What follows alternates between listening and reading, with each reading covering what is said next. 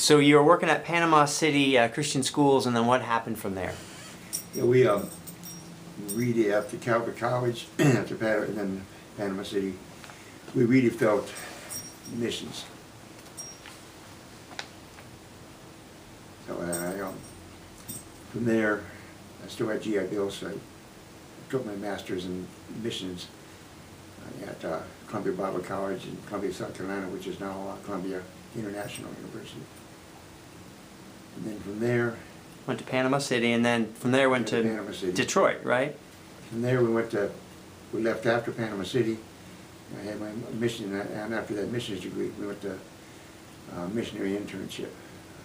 Something called missionary internship, as we were thinking about the field. We heard about them. Sure. And they were recommended to us. Yeah. Recommended for additional training. And that was really profitable. That was really helpful.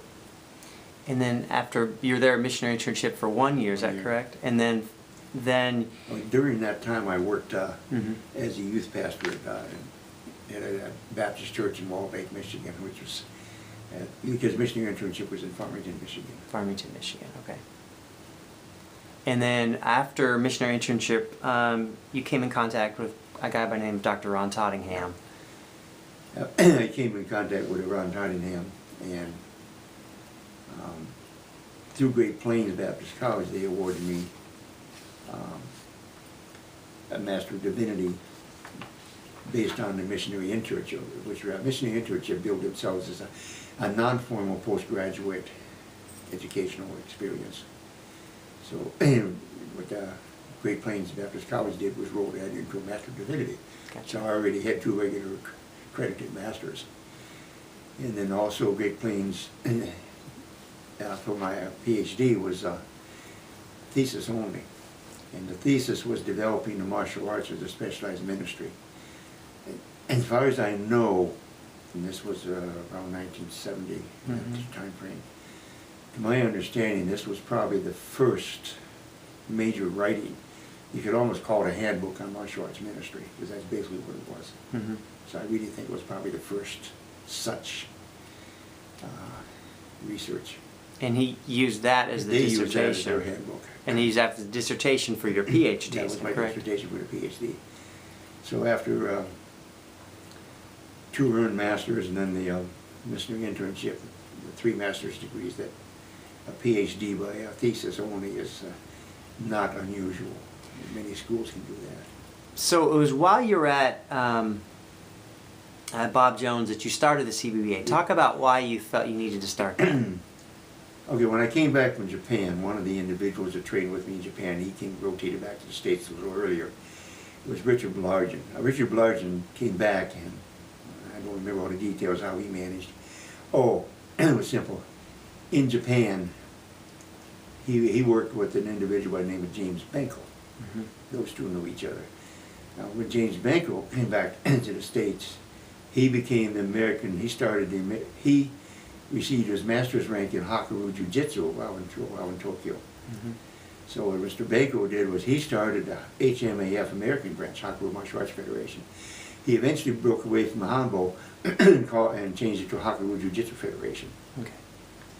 And I became a representative for them. Okay. And did do some traveling, and I was at Bob Jones and others that did some traveling and conducting seminars. Now the thing about that was that seeing the how a martial arts organization functioned gave me the background for starting the CBBA, which was started basically my senior year at Bob Jones University. I had Max Andrews and a couple other students. And this was the foundation. Now, it was just of the Lord, and I can't remember all the details of how one thing led to another, mainly through the HMAF. Sure. And contacts, one contact led to another, led to another. It's kind of like a spider web. So you started the CBBA in 1970, and then about 1980, is that when you felt you needed to start the SKKI? In 1980, I felt, and the point is that CBBA was started as a Christian organization for membership as a statement of faith.